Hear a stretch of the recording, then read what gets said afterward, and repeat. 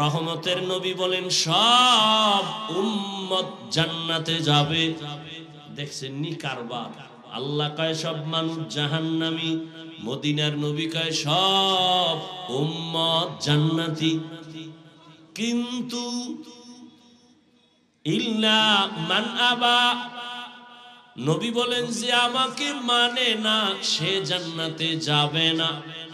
কিলা মান আবা, ও রহমতের নবী বলেন কারা আপনাকে মানে না? নবী বলেন মান আতাআনি দাখালাল জান্নাহ, যে আমার অনুসরণ করবে অনুকরণ করবে সে জান্নাতে যাবে। ওয়া মান আসানি ফাকাদ আবা, যে আমার বিরোধিতা করবে সে আমাকে অস্বীকারকারী হিসাবে জাহান্নামে যাবে। হাদিসের কিছু সামান্য ব্যাখ্যা 5 মিনিট শুনেন। নবী বললেন সব উম্মত জান্নাতে যাবে, যারা নবী মানে না তারা জান্নাতে যাবে না। কে নবী মানে কে মানে না? সাহাবায়ে কেরামের প্রশ্ন, নবী আপনাকে মানে না তারা কারা? নবী স্পষ্ট স্কেল দিয়ে গেলেন কে আমি মুহাম্মদ রে মানে কে মানে না। আপনার আমার বলা বলি করে দ্বন্দ্ব বাড়ানোর প্রয়োজন নাই। কে নবী মানে কে মানে না নবী নিজেই বলছেন। সাহাবায়ে কেরামের প্রশ্ন, হে নবী আপনাকে অস্বীকার করে মানে না তারা কারা? নবী ওই কথাটার জবাব ডাইরেক্ট না দিয়া তার আগে একটা সুন্দর মোহাব্বতের আওয়াজ দিলেন, মান আতাআনি দাখালাল জান্নাহ, যে আমার অনুসরণ করে সে জান্নাতে যাবে। এখান থেকে একটা প্রশ্ন করব আপনাদেরকে, নিজের থেকে জবাব দিবেন। আবার বলছি, নবী বললেন যারা আমারে মানে তারা জান্নাতে যাবে, যারা মানে না তারা যাবে না। সাহাবায়ে কেরামের প্রশ্ন, ইয়া রাসূলুল্লাহ আপনাকে অস্বীকার করে মানে না তারা কারা? নবী ওই জবাবের আগে বললেন যে আমার অনুসরণ করে সে জান্নাতে যাবে। এবার আপনারা বলেন, নবী বলছেন যে আমার অনুসরণ করবে জান্নাতে যাবে, বিপরীত কথাটা কি দাঁড়াবে? যারা অনুসরণ করে না তারা জান্নাতে। আবারও বলছি, সাহাবায়ে কেরাম বললেন হে নবী কে আপনাকে অস্বীকার করে? রহমতের নবী বলছেন যারা আমার অনুসরণ করবে তারা জান্নাতে যাবে। বিপরীত কথা দাঁড়ায় যে অনুসরণ করবে না সে জান্নাতে যাবে না। কিন্তু আশ্চর্যের বিষয় নবী এটা বলেন নাই। এখন অনেকের মাথায় ঢুকতেছে না, ভালো করে খেয়াল করেন। সাহাবাদের প্রশ্ন, নবী আপনাকে মানে না তারা কারা? নবী বললেন যে আমার অনুসরণ করবে সে জান্নাতে যাবে। কথা বিপরীতটা দাঁড়ায় যে নবীর অনুসরণ করবে না সে জান্নাতে যাবে না। নবী এই কথা বলেন নাই যে আমার অনুসরণ করবে না সে জান্নাতে যাবে না। তো নবী কি বলছেন? নবী বলেন যে আমার বিরোধিতা করবে সে আমাকে মানে না হিসাবে জাহান্নামে যাবে। এখান থেকে কি বুঝলাম? চিকন কথা বুঝলাম কি, নবীরে যারা মানে না তারা দুই দল। কয় দল? এক দল আগ্রহী আর এক দল বিদ্রোহী, এক দল দরদি আর এক দল বিরোধী। যেমন আমি কথার কথা একজন যুবকের জিজ্ঞাসা করলাম, এই যুবক, রহমতের নবীর আদর্শে দাঁড়িয়ে রাখো না কেন, নামাজ পড়ো না কেন? যুবক বলে, হাফিজ ভাই নবীর আদর্শে নামাজ দরকার, আমি পারি না, দোয়া করেন, চেষ্টা করব। জবাব দেন এই ছেলেটার কথার দ্বারা কি বুঝলেন? বিদ্রোহী না আগ্রহী? দরদি না বিরোধী? দরদি। ঠিক তেমনি ভাবে প্রশ্ন বামের এক যুবকরে করলাম, এই যুবক, নবীর আদর্শের দাড়ি টুপি নামাজ পড়ো না কেন? আমার কথাটা শেষ না হতে বিদ্যুতের গতিতে জবাব দিল, দাড়ি না রাখলে অসুবিধা কি? টুপি না পরলে অসুবিধা কি? নামাজ না পড়লে অসুবিধা কি? বলেন ছেলেটার কথায় কি বুঝলেন? আগ্রহী না বিদ্রোহী? রসুলের আদর্শের বেলায় বিদ্রোহীর আর এক নাম হলো বেঈমান। ভালো করে মনে রাখেন। তাহলে একজনের দাড়ি রাখে না, তাকে গালি দেওয়া যাবে না। আগে বুঝতে হবে লোকটা কি আগ্রহী না বিদ্রোহী। আগ্রহী হলে মুমিন, বিদ্রোহী হলে বেঈমান। একটা লোক নামাজ পড়ে না, তাকে গালি দেওয়া যাবে না। বুঝতে হবে লোকটা কি আগ্রহী না বিদ্রোহী। আগ্রহী হলে মুমিন, বিদ্রোহী হলে বেঈমান। যে নামাজ পড়ে না তাকে গালি দেওয়া যাবে না, কিন্তু যে নামাজ পছন্দ করে না তাকে ছাড় দেওয়াও যাবে না। ব্যবধানটা বুঝছেন তো? ব্যবধান আছে না? একজনে নামাজ পড়ে না আর একজনে পছন্দ করে না, দুইজন সমান। একটা মুমিন আর একটা বেঈমান। যে নামাজ পড়ে না তাকে গালি দেওয়া, যে নামাজ পছন্দ করে না তাকে ছাড় দেওয়া, সুযোগ পেলেই জুতা মোবারক। যে পর্দা করে না তাকে গালি দেয়া যাবে না, কিন্তু যে পর্দার বিধান পছন্দ করে না তাকে ছাড় দেওয়া যাবে না। তাসলিমার পরিণাম ফল স্মরণ করাইতে হবে। তাসলিমা কয় নারীর উপরে আল্লাহ পর্দা ফরজ কইরা একচেটিয়া নারীর উপরে আল্লাহ জুলুম করছে, আল্লাহ জালেম। নাউজুবিল্লাহর আওয়াজে বোঝা যায় ওর খালতো ভাই আপনারা। জোরে বলেন আল্লাহ জালেম, আল্লাহ জালেম। আল্লাহ খালি জালেম না, সামান্য একটু যদি ধাক্কা দেয় এ দুনিয়া শেষ করতে কয়দিন লাগবে? আল্লাহর দেওয়া পানি খাইতেছেন না, আপনার আব্বাই দিছে। সূর্য কার? আলো ভোগ করতেছেন কেন? আল্লাহরে মানেন না, আল্লাহটা ভোগ করেন কেন? জমিন কার? আল্লাহ। বাতাস ভোগ করতেছেন কার? পানি ভোগ করতেছেন কার? জমিনের ফসল খাইতেছেন কার দেওয়া? আল্লাহর দেওয়া। নদীর মাছ খাইতেছেন কার দেওয়া? আল্লাহর দেওয়া। সব খাইয়া ডেলি একবার মরেন, এরপরে আবার আল্লাহ জিন্দা করে। কি ঘুমাননি? ঘুম মানে মরা। দোয়া পরে আল্লাহ মরতেছি, দোয়াটাই তো মরা। আল্লাহুম্মা বিসমিকা আমুতু। হ্যাঁ, ও আল্লাহ তোমার নামে মরতেছি বা মরা। কেমন মরা? চোরে আইয়া বউয়ের কানের অলংকার টান মাইরে লয়ে দৌড়, টেরি ভাই। কেমন মরা মরছে? আল্লাহ যদি মরা থেকে জিন্দা না করে কেউ পারবে? হ্যাঁ, তাহলে আল্লাহর দেওয়া সব খাইয়া যেই পরিমাণ জুলুম করেন, আল্লাহ যদি একটু ধাক্কা দেয়, ঘুমের উঠে দেখতেন চেহারা শুকরে রয়ে গেছে, বানরের চেহারা হয়ে গেছে। আল্লাহ পারেন, করেন না কেন? এক জবাব হলো আল্লাহ জুলুম করেন না, আল্লাহ পাক স্বার্থান্বেষী না। দুই নাম্বার জবাব, আল্লাহর প্রিয় একজন বন্ধু মুহাম্মদের উম্মত আমরা, এ কারণে আল্লাহ করেন না। মুহাম্মদের উম্মত না হইলে কপালে বহু দুঃখ ছিল। আল্লাহ হেদায়াত দান করুন। এরপরও আমাকে কপাল খারাপ, সে আল্লাহরেও চিনি না, আর যে আল্লাহর বন্ধুর জন্য আমাকে এত সুযোগ সুবিধা সে বন্ধু মুহাম্মদ রেও চিনি না। আল্লাহ হেদায়াত দান করুন। তাহলে যে নবী মানে না তাকে জাহান্নামী বলা যাবে না, গালি দেওয়া যাবে না। বুঝতে হবে সে আগ্রহী না বিদ্রোহী। হাদিস থেকে এই ফলাফলটা আমরা জানবো। একটা বেনামাজিকে দেখলে সি সি করে তাড়ায় দেওয়া যাবে না।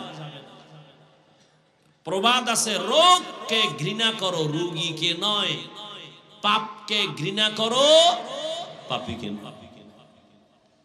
ঘুমাইতেছে না কেউ, যদি হুজুর ঘুমাবো, এটা তাজা কবিরা গুনাহ করলো, মিশা কথা কইয়া। বাঙালি রাতে ঘুমায় না, সবাই দরওয়াজা জানালা বন্ধ করে মোবাইলের হক আদায় করে। মাইয়া পোলার হক আদায় করার টাইম না পাইলেও মাশাআল্লাহ মোবাইলের হক যথাযথ আদায় হয়। বউয়ের হক আদায় হয় না, কিন্তু মোবাইলের হক আদায় হয়। এরপরে হক আদায় করতে যে মানকে সিবায় পইরা পাইছে মিস কল পাইয়া পরকিয়া, এরপরে কয় বিয়া সাইডে যায় সিরিয়াল 2। আল্লাহর জন্য বিয়া করছে না মাইনকে সিফায় আটকাইছে? হ্যাঁ, এক বউয়ের হক আদায় করতে পারে না, ডবল নিয়ে চিন্তা করে।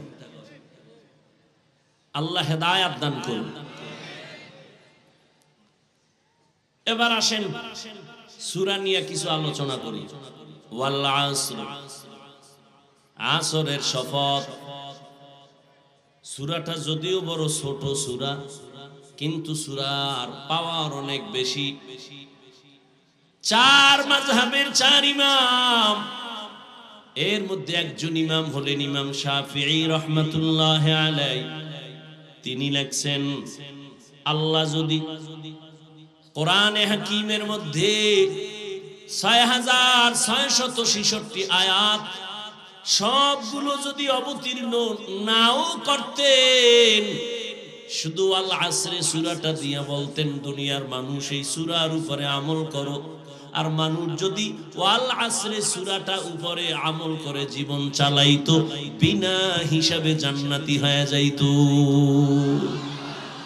কাদের কুদরত দারি বার কামাল, আনতা রব্বি আনতা হাসবি জুল জালাল, তুহি কাদের জলিলুল্লাহ জাহাদাত, বহর হালে তুহি মেরা নেগাহদা।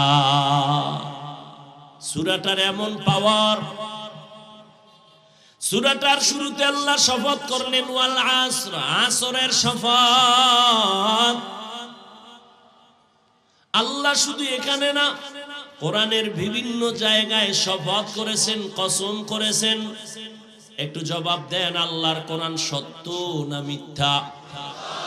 কত পার্সেন্ট সত্য? পুরাটা না অর্ধেক? সবাই একমত?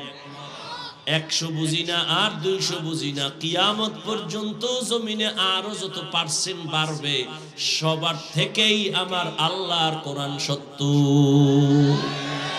ই কালামে জিন্দা কুরআনে হাকিম, হিকমতে উলা ইয়াজালাস তো কদিম, বাখা কুরআ কালামুল্লাহ বশনো কদিমাস্তি কদিমাস্তি নাইনো। আল্লাহ শপথ করলেন কোরআন সত্য। মিথ্যা প্রমাণ করার জন্য ১৫০০ বছর পর্যন্ত অপচেষ্টা কম করে নাই বড় বড় পণ্ডিতেরা। আর কোরআন এমন একটা কিতাব, যে কিতাব কোন সিন্ধুকে তালা দিয়ে রাখা হয় না। কোন হিন্দু ভাই যদি কয় কোরআন চাই, আমি টাকা দিয়ে বলবো নেও, কারণ এটা এমন একটা কিতাব যেটা ধরলেই অ্যাকশন শুরু। যে কিতাব খুইলা দেখবে অ্যাকশন, যে কিতাব তাকায় তাকায় দেখবে অ্যাকশন, যেই কিতাবটা পড়লেও অ্যাকশন, যেই কিতাবের আওয়াজ কানে শুনবে তাতেও অ্যাকশন। এমন একটা কিতাব যদি কারো ঘরের মধ্যে রাখো, ওই ঘর ফেরেশতারা পাহারা দিবে। এত সুন্দর কোরআন, ১৫০০ বছর হয়ে গেছে, একটা ভুল কি কেউ বের করতে পারছে? বরং বহু বিধর্মীরা আল্লাহর কোরআনের সামনে দাঁড়াইয়া ভুল স্বীকার করে কালেমা পড়েছে, কিন্তু কপাল বড় খারাপ, মুসলমানেরা এখনো সেই কোরআনের মর্ম বুঝলো না। কোরআনের মর্ম বুঝে নাই। ঘরের মধ্যে কোরআন আছে, ২০ বছর ৩০ বছর হয়ে গেছে, এমনও কপাল পরা আছে একদিনও খুইলাও দেখলো না যে ভিতরটা কেমন। অথচ নবীর দুশমন আবু জাহাল সারা জীবন নবীর বিরোধিতা করত, কিন্তু রাতের আধারে গোপনে একা একা নবীর ঘরের কিনারায় দাঁড়ায় নবীর জবানের তেলাওয়াত শুনতো। কারণ এটা এমন সুন্দর কথা, জমিনে কত গান, কত কবিতা, কত কিছুই শুনলাম, আল্লাহর কোরআনের মতো মজার আওয়াজ আর একটাও নাই। আছে? একটা কবিতা বারবার বললে সবাই বিরক্ত হয়, কেউ এই কবিতা শুনতে চায় না। কিন্তু কোনদিন মসজিদের মুসল্লি বলে নাই হুজুর 15 বছর 20 বছর আলহামদু সূরাটাই তো শুনলাম, এবার পাল্টাইয়া পড়েন। কেউ বলছে? বরং যার তেলাওয়াত আর কণ্ঠ যত সুন্দর তার তেলাওয়াতে তত মজা। এই কোরআন সিনায় লাগাই ওরে যুবক, ওই কোরআনটা একটু বুকে লাগাও, খুইলা খুইলা তাকাও, দেখবা চোখের পাওয়ার বাড়তে থাকবে। এটা আমার মাওলার দেওয়া কালাম। আল্লাহ আরো কিছু কিতাব দিছিলেন, একটা কিতাব এখন সংরক্ষিত নাই, পুরাটা ভেজাল মুক্ত নাই, কিন্তু আমার আল্লাহর কালাম খোলামেলা আছে, একটা ভুল কেউ ঢুকাইতে পারে নাই। বরং এই ভুল বের করতে যায় বহু মানুষের জীবনের ভুল ধরা পড়ে কালেমা পড়লো। ও পীরগঞ্জের মুসলমান, এখনো যদি কোনো বিচক্ষণ ব্যক্তি শিক্ষিত বলতে পারো বাবা কোরআনে একটা ভুল আছে, প্রমাণ দাও, আমি এখন দাড়ি কেটে ফেলবো, নামাজ রোজা বাদ দিব, কারণ আমাদের সব কথার মূল পুঁজি হলো কোরআন। আল্লাহ আছে, দলিল কি? কোরআন। কিয়ামত হবে, দলিল কি? জান্নাত আছে, দলিল কি? জাহান্নাম গুনাহগারের শাস্তির জায়গা, দলিল সেই কোরআনে যদি ভুল থাকে তো সব ভুল, আর কোরআন যদি ঠিক থাকে তো সব ঠিক। আল্লাহ বুঝার তৌফিক দান করুন। ভাইরা আমার, আল্লাহ তাআলার কোরআন তো সত্য। সারা দুনিয়ার মানুষ যদি আল্লাহর কোরআন না মানে মিথ্যা হয়ে যাবে। বলেন না কেন? সারা দুনিয়ার মানুষ যদি বলে কোরআন মেনে নিলাম, মানার কারণে কি সত্য হবে? দুনিয়ার মানুষ কোরআন মানো আর না মানো, আল্লাহর কোরআন নিজ জায়গায় সত্য, কোনো সন্দেহ নাই। এরে আল্লাহর গোলাম, ওই কোরআন তো সত্য, তাহলে কসম করার কি প্রয়োজন ছিল আমার আল্লাহর? আমরাও তো মাঝে মাঝে কসম করি। কেন আমরা কসম করি? সন্দেহ দূর করার জন্য। যেমন বললাম ভাই আমার কথাটা এমন কয় বিশ্বাস করি না, তখন বলি কসম। কসম যখন খাইছো মেনে নিলাম। তাহলে আমগো কসমের উদ্দেশ্য কি? সন্দেহ দূর করা।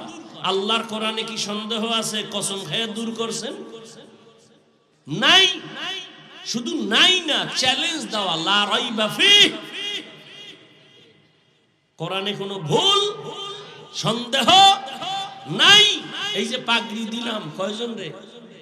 20 জন ছাত্র, ছোট ছোট বাচ্চা। বাংলা ভাষা শিখার জন্য একটা বই পড়েছিলেন, 10 পৃষ্ঠার আদর্শ লিপি পড়ছিলেন। কথা হয় না ও ভাই, সত্য কথাটা স্বীকার করতেও কি আপনাদের সমস্যা? আদর্শ লিপি বই চিনে নি না, আর শিক্ষাঙ্গন যেইভাবে রং লাগাইছে চিনারও তো কথা না। আগে আমরা আদর্শ লিপি পড়ছি, সকালে উঠিয়া আমি মনে মনে বলি আমি যেন সারাদিন ভালো হয়ে চলি। মনে আছে? আদেশ করেন যাহা মোর গুরুজনে, আমি যেন সেই কাজ করি ভালো মনে।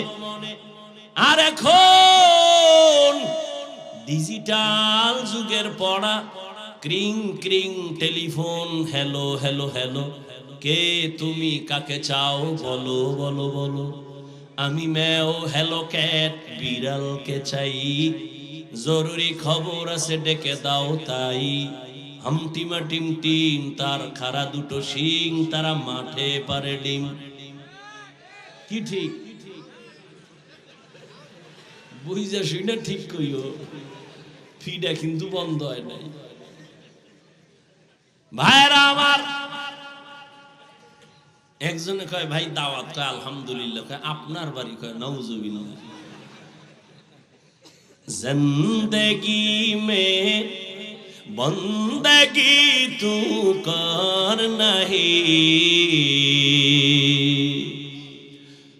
जिंदगी में बंदगी तू कर नहीं, जिंदगी बे बंदगी जिंदगी शर्मिंदा है जिंदगी बे बंदगी शर्मिंदा है খারাপ লাগে যুবকরা আসো না ঘুমাও মোবাইল দিয়ে রাখ এটা লই মরবি মরার আগে কবি কাফনের ভিতরে ঢুকাইতে কবরে যখন যাইবি না ফেরেশতা আইলে কবি আগে সেলফি পরে প্রশ্ন মর মোবাইল লইয়ে মর এরে যুবক রহমতের নবী কত কলিজা দিয়া মোহাব্বত করেছে যুবকেরে বুঝো না রে যুবক নবী বলেন আমি এমন কপালওয়ালা জমিনে আইসা আমি একদিনও আমার আব্বাকে আব্বা বলে ডাকতে পারি না কেমন কপাল আমার 6 বছরে আমি আমার মারেও হারায় ফেললাম তোনেরা সব আমার দুশমন আমাকে রেডি হয় জবাই করার জন্য হাঁটার পথে কাটা দেয় আমি মুহাম্মদ আমি আল্লাহর এমন প্রিয় গোলাম আল্লাহ বলেন মুসারে আমি নবী বানাইছি ইব্রাহিম আমার নবী মুহাম্মদ আমার নবী সবাই আমার বন্ধু ঈসা আমার বন্ধু মুসা নবী বন্ধু ইউনুস নবী বন্ধু দাউদ নবী বন্ধু সুলাইমান আমার বন্ধু মুহাম্মদ আমার বন্ধু তবে ব্যবধানটা কি জানো সব নবী রাসূলেরা আমার আল্লাহ তাআলার আশিক আর আল্লাহ কয় আমি নিজে আল্লাহ মুহাম্মদের আশিক ওই নবী বলেন আমি যদি দোয়া করতাম উহুদ পাহাড় স্বর্ণ বানাও আল্লাহ বানাইতেন আমি উল্টা দোয়া করছি ও আল্লাহ তুমি আমারে বড় লোক বানাইও না আমারে তুমি গরিবী হালাতে রাখিও গরিবী হালাতে মরণ দিও কিয়ামতের দিন গরিবের সাথে আমার হাসর করাইও নবী কয় ও গরিবের দল বড় লোকের বাড়ি গেরি দেখে মোটেও আফসোস করিস না কিয়ামতের দিন ওই টাকাওয়ালা বাড়িওয়ালার 500 বছর আগে গরিব তুমি জান্নাতে যাইবা নবী বলেন এই বিপদের সময় বিপদে পড়লে বাবারে টেলিফোন করি বাবা কই আমার উপরে বিপদ বাবা দৌড়াইয়া হাজির হয় আম্মা জানেরে বলি মা তুমি তো আসতে পারবা না একটু আমার জন্য দোয়া করিও নবী কয় আমার মাও নাই আমার বাবাও নাই আমি বড় এতিম অবস্থা আমার চতুর্দিকে দুশমন ওই সময় আমার কেউ নাই বুড়ারা যারা ছিল আমার সবাই বিরোধিতা করেছে যুবকেরা আমার উপকার করেছে ও পীরগঞ্জের যুবক বলো ১৫০০ বছর পরে তুমি যুবক হইয়া আমার নবীর আদর্শের কি উপকার করলা বলো রে বাবা আজকে যুবক হইয়া তোমার জীবনটা কেন নষ্ট হচ্ছে একটু কি চিন্তা করছো আল্লাহ কুকুর শুয়োরকে আল্লাহ জ্ঞান দেয় না ভালো মন্দ যাচাই করার আল্লাহ মানুষকে দিছে কেন তুমি ভাবো না রে বাবা ৪০ বছর পর্যন্ত তোমার চেহারাটা কখনো নষ্ট হবে না অথচ মাত্র ২৫-৩০ বছর তোমার চেহারায় কেন আকর্ষণ নাই তাকাইলে কেন মায়া লাগে না তোমার চেহারায় কেন নূর নাই দরওয়াজা জানালা বন্ধ করিয়া সারাটা রাত মোবাইল হাতে নিয়া কবিরা গুনাহ কইরা কইরা কাটাইছো মাও জানে না বাবাও জানে না সবাইর দরজা বন্ধ রাখছো কিন্তু আমার মাওলারে ফাঁকি দেওয়া যায় না আমার আল্লাহ তো জানছে তুই রাতের বেলা কি অন্যায় করেছো আল্লাহ বেজার হইয়া তোর চেহারার নূর নষ্ট করে ফেলেছে শুধু কি তাই বাবা ওরে ভালো করে বাসায় গিয়া গুগলে সার্চ দিয়া দেখিস মোবাইল দেখলে তোর দেহের কি ক্ষতি হয় ভালো করে লেখা আছে এই মোবাইলের কারণে চোখের পাওয়ার নাই তোমার হার্ট দুর্বল ব্রেন দুর্বল মাথা ব্যথা আগের তুলনায় বেড়ে গেছে তোমার বুকে ব্যথা বেড়ে গেছে কিডনির ক্ষতিও হচ্ছে খবর নাই এমন একটা সময় আসবে যদি 60 বছর বাঁচো অর্ধেক চলে গেছে আর অর্ধেক বাকি কিন্তু বাকি জীবন বাঁচার জন্য যেই পার্টসগুলো মেয়াদ থাকা দরকার এই মেয়াদ আগে শেষ কইরা ফেলাইছো কানের মেয়াদ নাই চোখের মেয়াদ নাই বাইসা থাকবি পঙ্গু হইয়া বাঁচা লাগবে আমার চোখ থাকবে, পাওয়ার থাকবে না, হাত থাকবে, শক্তি থাকবে না, জীবন থাকবে, যৌবন তোমার থাকবে না। ওই সময় কান্না কইরাও কোনো লাভ হবে না, আপন কাউকে চোখের পানি মুছার জন্য পাশে পাইবা না। जिंदगी में बंदगी तू कर नहीं,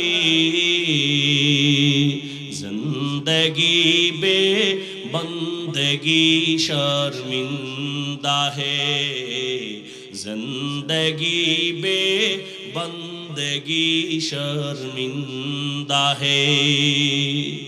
यहाँ हम सब मुसाफिर दिल ना लगा,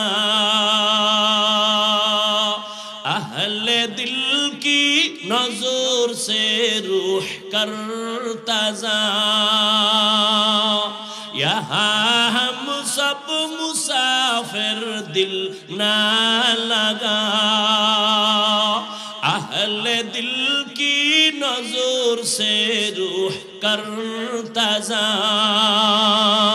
शाह दौलत सब फकीर घर नेक ने है, शाह दौलत सब फकीर घर नेक ने है। जिंदगी में बंदगी तू कर नहीं, जिंदगी में बंदगी तू कर नहीं, जिंदगी बे बंदगी शर्मिंदा है, जिंदगी बे बंदगी शर्मिंदा है। जिंदगी में बंदगी कुन बंदगी, बंदगी बे जिंदगी शर्मिंदगी। ও আল্লাহর গোলাম, আল্লাহ বিবেক দিছে, একটু ভাবো। থানার আসামিরে পুলিশ বেতের বাড়ি দেয়, চোখে পানি নাই, আর কোরআনের বাগানে আইসা মানুষের দিল নরম, চোখে পানি, হাউমাউ করে কান্না করে। এটা চিন্তার বিষয়। এতগুলো মানুষ পীরগঞ্জের মাঠে যদি কেন দুনিয়ার টাকাওয়ালা জমা করতে চাইতেন, কত পেরেশানি তার নিতে হইতো। এই মানুষগুলো আনার জন্য, আসা যাওয়ার জন্য ফ্রি গাড়ি দেওয়া লাগতো, ঠিক নেই? আবার বসার জন্য ভিআইপি চেয়ার, ফাঁকে ফাঁকে নাস্তা, না হয় চেয়ারের বাড়ি। আবার এই মানুষগুলোকে নিয়ন্ত্রণের জন্য আবার কত পুলিশ, কত প্রশাসন। বিবেকওয়ালারা একটু ভাবো, এই পীরগঞ্জের মাঠে রাত্র 12টা, ঘুমের চিন্তা নাই, খানার চিন্তা নাই, মানুষগুলো নিজের পকেটে টাকা ব্যয় করে কেউ হাঁটিয়ে আসছে, বসার বিছানা নাই, মাটি আর কাদা বালুর মধ্যে বসে গেছি।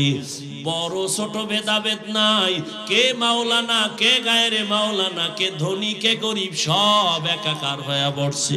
এতগুলো মানুষরে নিয়ন্ত্রণের জন্য একজন পুলিশও নাই, প্রশাসনের কেউ নাই, সব ময়দান চুপচাপ। মনে হয় যেন কি নেওয়ার জন্য আসছে, কি যেন হারায় ফেলছে, সব আওয়াজ বন্ধ। কেউ যদি টেলিফোন করে মোবাইলটা অফ করে রাখবে, রিসিভ করবে না। ও বাবার একটু ভাবো, এটা কেমন করে সম্ভব? 1500 বছর আগে আমার মদিনাওয়ালা রসুলের আদর্শ মানার কারণেই সম্ভব।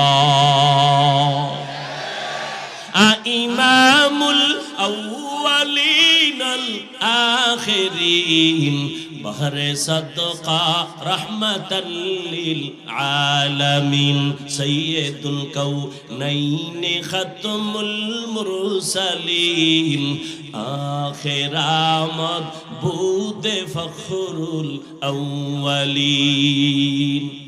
মোনাজাত পর্যন্ত ধৈর্য হবে? আল্লাহ সবাইকে কবুল করেন। ও যুবক বাবারা, কথাগুলো একটু শক্ত বলি, কিন্তু মোহাব্বতের কোনো কমতি নাই। যদি একটা যুবক বইলেই ফালাও, হাফিজ ভাই একটু প্যান্ডেল সাইরা নিচে আইয়াম গো, পাও দুইটা যদি ধরতেন আমরা নামাজ ছাড়তাম না, বল আমি লাফ দিয়া নিচে আসি। ও বাবা, জীবনটা এভাবেই চলে গেল, রাত নাই দিন নাই, পাগলের মতো সারা দেশে দৌড়াই। ফজরের পরে বয়ান, জোহরের পরে বয়ান, সারা জিন্দেগি কিসের রৌদ্র আর বৃষ্টি। পাও ধৈর্য ধৈর্য বয়ান করি, মনে হয় যেন তোমার টাকার কেনা আমি গোলাম। আবার ফাঁকে ফাঁকে মাপ চাই, কষ্ট পাই শুনি রে বাবা মাফ কইরা দাও। আবার মোনাজাতেও ক্ষমা চাই।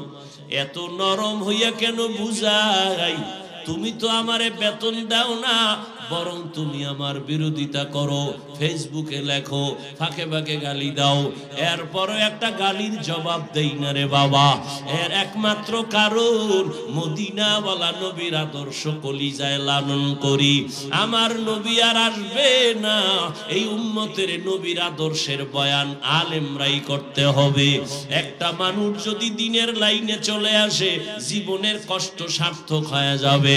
ও পর্দার আড়ালের আম্মা জানেরা, বোনেরা,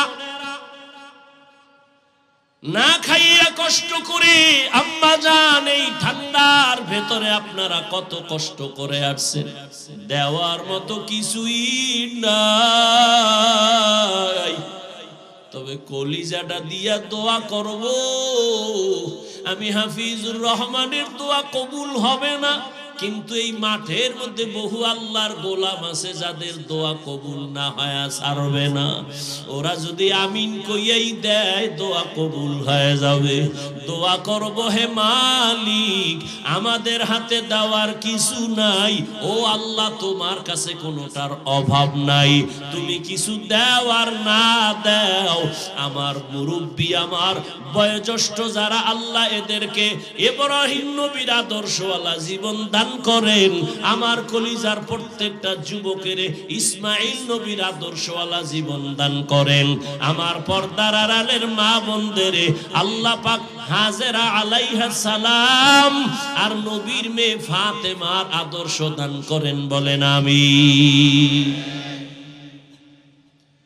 আল্লাহ শপথ করলেন এখানে না, আরো অনেক জায়গায়, ওয়াত্তিন ওয়াজ্জাইতুন ওয়া তুরি সিনিন ওয়া হাযাল বালাদিল আমিন ওয়াস সামাই যাতিল বুরুজ ওয়াল ইয়াউমিল মাউউদ ওয়া শাহিদিন ওয়া মাশহুদ ওয়াদ-দুহা ওয়াল লাইলি ইযা সাজা মা ওয়াদ্দা'আকা রাব্বুকা ওয়া মা ক্বালা লা উকসিমু বিয়াউমিল কিয়ামাহ ওয়া লা উকসিমু বিন নাফসিল লাওয়ামা। আল্লাহ পাক বারবার কসম করেন, তিনের কসম, জৈতুনের কসম, তুরে সিনার কসম, নিরাপদ শহর মক্কা নগরীর কসম। আল্লাহ কসম কেন করলেন? তার সংক্ষিপ্ত জবাব, আল্লাহর সব কথাই সত্য, গুরুত্বপূর্ণ, তবে যেই জিনিসের উপরে কসম করছেন ওই জিনিসটা বড় দামি, বুঝাবার জন্য। দ্বিতীয়, কসমের পরে যে কথা বলবেন এই কথাগুলো অনেক দামি, গুরুত্বপূর্ণ, এদিকে মানুষের অন্তর আকৃষ্ট করার জন্য। আল্লাহ বলেন ওয়াল আসর, আসরের শপথ, তার মানে আসর বড় দামি একটা সম্পদ। এই আসরটাকে যারা মূল্যায়ন করবে, কাজে লাগাবে, এরা দুনিয়ায় বাদশাহ, পরকালেও বাদশাহ। আসর বড় দামি একটা সম্পদ। জানি না ধৈর্য হবে কিনা, আল্লাহ তৌফিক দিবেন কিনা। তাহলে আমি আসর নিয়ে কিছু কথা যদি পারি শেষে বলবো। আল্লাহ কসম খাইয়া কি বলেন? ইন্নাল ইনসানা লাফি খুসর। কসমের পরের কথা গুরুত্ব আছে না নাই? কসমের কারণে তো গুরুত্ব বেড়ে গেল, কিন্তু আল্লাহ পাকের কুদরত। আবার আল্লাহ তাকিদ দিলেন ইন্না, নিশ্চয়ই, একটা না, আবার তাকিদ দিলেন লাফি, লাম তাকিদ, অবশ্যই সব মানুষগুলো জাহান্নামে যাবে। ইন্নাল ইনসানা আল্লাহ বলেন সব মানুষ লাফি খুস জাহান্নামে যাবে। কসম খাইলেন, দুইটা তাকিদ দিলেন, এরপরে বললেন দুনিয়ার সব মানুষগুলো জাহান্নামী। আল ইনসানের আলিফ লাম ইস্তিগরাকি, একজন মানুষও বাদ নাই। বাংলাদেশের সব মানুষ জাহান্নামী, আমেরিকার সব মানুষ জাহান্নামী। আল্লাহ কসম খাইয়া বলছেন, দুইটা তাকিদের সিল লাগায় বলছেন নিশ্চয়ই সব মানুষগুলো জাহান্নামী। সন্দেহ আছে? এত দূর হইনা বাড়ি গেলে উপায় কি? যে আল্লাহ কসম খাইছে, দুইবার তাকিদ দিছে, সব মানুষ জাহান্নামী, তার ওয়াজ হইনা লাভ কি? বাড়িল কথা শেষ। কিন্তু নামের ব্রেক লাগানো আছে, ইল্লা সব মানুষ জাহান্নামে যাবে, কিন্তু 4 গুণওয়ালা মানুষ জাহান্নামে যাবে না। আবার ওদিকে নবী কি কইছে? কুল্লু উম্মতি ইয়াদখুলুনাল জান্নাহ, সব উম্মতেরা জান্নাতি। তাহলে বিড়ি টানলে আর অসুবিধা কি? নবী কইছে সব উম্মত জান্নাতে যাবে। নবী কয় আমিও কিন্তু নামের ব্রেক লাগায় দিছি, সব উম্মত জান্নাতে যাবে, কিন্তু আমারে যারা মানে না তারা জান্নাতে যাবে না। আল্লাহ বলেন সব মানুষগুলো জাহান্নামে যাবে, কিন্তু 4 গুণওয়ালা মানুষ জাহান্নামে যাবে না। মোনাজাত দিয়ে দিমু? অনেকে তো ইশারায় বলতেছে দেওয়ার জন্য। হ্যাঁ, এই যে বলছি উঠবেন না, কাউকে উঠতেও দিবেন না, জায়গা ধোয়াই আলাইবেন, উঠতে গেলে আস্তে শোয়াই দিবেন, ঘুমা। আচ্ছা, আপনাদের দীর্ঘ টাইম বসার অভ্যাস না থাকলে ভিতরে ঢুকছেন কেন বলেন তো? কত আল্লাহর বান্দারা এই যে চারিদিকে দাঁড়ায় আছে, এভাবে আপনিও বাইরে দাঁড়াইতেন, ফাঁকে ফাঁকে বিড়ি টানতেন, আবার আইতেন, ওয়াজ শুনতেন, ঝামেলা হইতো না। ভিতরে ঢুইকা কত সাদা দাড়িওয়ালা মুরব্বী আলেম ওলামা বসা, এদের ডেঙ্গিয়ে জুতা 2টা হাতে লয়ে যাইতেছেন, আপনার ভয় লাগে না? আপনি ভিতরে ঢুকলেন কেন? আপনাদের মতো মানুষের জন্য তো ওই মাদ্রাসা কমিটিওয়ালারা মাইক লাগাইছে বাইরে, যেন বিড়িও টানা পারে, বয়ানও শুনতে পারে। নাহলে বাইরে মাইক দেওয়ার তো কোনো দরকার ছিল না। বাইরে মাইক গুলি দেওয়াই তুই লইছে গাঞ্জাখোর বিড়িখোরের লেগে। এটি নামাজ পড়ে না, ফজরও নাই, জোহরেও নাই, আসরেও নাই, মাগরিবও নাই, এশাও নাই, বয়ান শুনে আর বিড়ি টানা। আল্লাহ হেদায়েত দান করুন। বলছি না, বয়ান বক্তার বাহাদুরিতে হয় না, মাওলায় বলাইতেছেন। এটি কি লেখে লইস? লেখেও তা নি, সম্ভব না। আর একটু সামনে আগাবো। আল্লাহ সবাইকে কবুল করুন। আরে বে, আপনারা তো ঘুমাইবেন পুরা 11 মাস 29 দিন, ইচ্ছারও ঘুমাইবেন, একদিন একটু কষ্ট। তবে আপনি আকাম কইরা গুনাহ কইরা কত রাত ঘুমান নাই? আর একটু দিনের কাছে মাওলায় নিয়ে এসে পাগল হয়ে গেছে ঘুমানোর জন্য। খোদায় ঘুম না দিলে কেমনে ঘুমাইবেন? আল্লাহ এ ময়দানকে কবুল করে।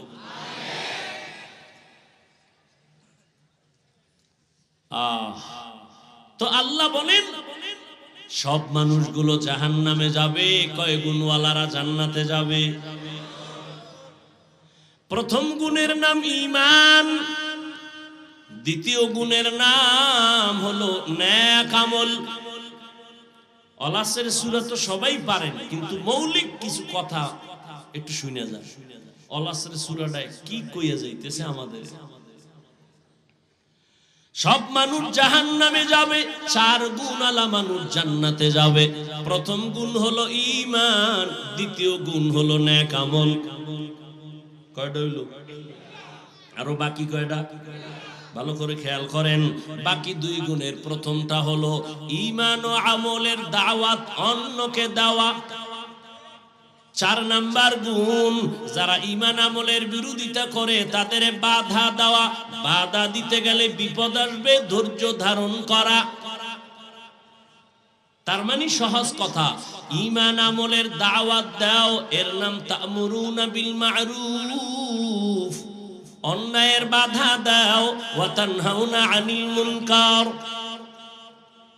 এবার ভাগ করতেছি, 4 গুণের প্রথম 2টা ঈমান আর নেক আমল, এই 2টা গুণ হলো আল্লাহর হক। কার হক? বাকি 2টা গুণ হলো বান্দার হক। আল্লাহর হকে যদি ত্রুটি থাকে আল্লাহ বলেন আমি মাফ করব, কিন্তু বান্দার হক যদি ত্রুটি করো, বান্দা যদি ক্ষমা না দেয়, আমি আল্লাহ ক্ষমা দিব না। সূরা আসর থেকে কি জানলেন? যাদের ঈমান আছে, নেক আমল করেন, এখনো কিন্তু জান্নাত রেডি না, আরো কয় গুণ বাকি। ঈমান আনছেন, নেক আমল করেছেন, মাত্র 2টা আল্লাহর হক, আরো 2টা গুণ আপনার বাকি আছে। ঈমান আমলের দাওয়াত অন্যকে দিবেন, যারা উল্টা পাল্টা করে বাধা দিবেন, ন্যায় ভালো কাজের আদেশ দিবেন, অন্যায় বাধা প্রদান করবেন অন্যকে। এখন দাওয়াত দিবেন, তাও সিস্টেম আছে। অন্যায় একজনে করে, তারে বাধা দিবেন কেমনে, তারও নিয়ম আছে, মন গড়া না। এলাকায় কোন এক বুজুর্গ আইছে, ঘাড়ের উপর একটা থাপ্পড় দিয়ে যদি কোন কিও হুজুর জিকির টিকির ঠিক মতো করেননি, এটা আদব হবে? আদব হবে না। একজনে অন্যায় করে, লাঠি নিয়ে আগে ফিডাফিডি শুরু করবেন, ইসলাম এটাকে বলে না। ইসলাম বলে শাসন করো, শোষণ করবা না। শাসন করার নাম ইনসাফ, শোষণ করার নাম জুলুম। ও স্বামী, আল্লাহ পাক 2 দায়িত্ব, আল্লাহর হক, ঈমান আর নেক আমল, এই 2টা দায়িত্ব যারা পালন করেন, তারা শুধুমাত্র আল্লাহর হক আদায়ের রাস্তায় আসছেন। বাকি 2টা গুণ আছে বান্দার হক। ঈমান আমলের দাওয়াত দিবেন, যারা ঈমান আমলের লাইনে নাই, অন্যায় করবে, বাধা দিবেন।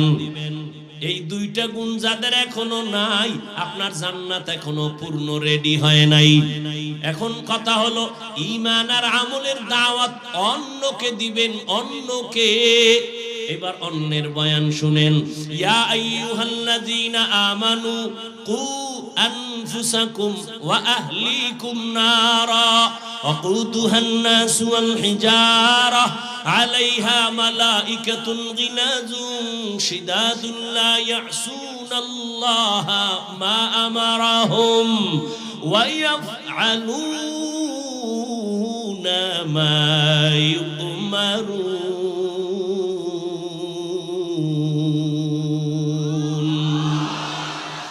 কালামে জিন্দা কুরআনে হাকিম হিকমতে উলায়া জালাস্তু কাদিম। আল্লাহ কয়, মুমিন, জাহান্নামের আগুন থেকে নিজেকে বাঁচাও, তোমার আহালকে বাঁচাও। ওয়াল আসরে সূরার আলোচনাগুলো শুনেন। জাহান্নাম থেকে নিজেকে বাঁচাও, এটা 1 নাম্বার দায়িত্ব। দ্বিতীয় দায়িত্ব, তোমার আহালকে বাঁচাও। তৃতীয় দায়িত্ব, তোমার সমাজের বাঁচাও। 4 নাম্বার দায়িত্ব, উম্মতের বাঁচাও। এবার কে কারা হাল? সন্তান মা বাবার হাল। ও মা বাবা, জাহান্নাম থেকে নিজে আগে বাঁচেন, সন্তানকে বাঁচান। স্বামী স্ত্রী আপনার আহাল। ও স্বামী, জাহান্নাম থেকে আপনি আগে বাঁচেন, আপনার স্ত্রীকে বাঁচান। ও ইমাম ও খতিব সাহেব, মুসল্লি আপনার আহাল। আপনি জাহান্নাম থেকে আগে নিজেকে বাঁচাবেন, এরপরে মুসল্লিদেরকে বাঁচাবেন। ও আল্লাহর গোলাম, ও এলাকার মেম্বার, কমিশনার, ওয়ার্ডের মানুষকে আগে নিজে বাঁচেন, ওয়ার্ডের মানুষকেও জাহান্নাম থেকে বাঁচান। ও চেয়ারম্যান সাহেব, আপনি ইউনিয়নবাসীকে বাঁচাবেন, আগে আপনিও বাঁচবেন। ও এমপি সাহেব, আপনিও জাহান্নামের আগুন থেকে বাঁচেন, আপনার সদস্য যারা আপনার আসনে তাদেরও বাঁচাবেন। সরকার প্রধান আপনিও জাহান্নাম থেকে বাঁচেন, আপনারা হালপুরা দেশবাসী এদেরকেও বাঁচান। উলামায়ে কেরাম জাহান্নাম থেকে বাঁচবেন। গোটা দুনিয়ার উম্মত আপনারা হাল, উম্মতেরও বাঁচাবার দাওয়াত দেন, চেষ্টা করেন। মা বাবা সন্তানের হক আদায় করেন।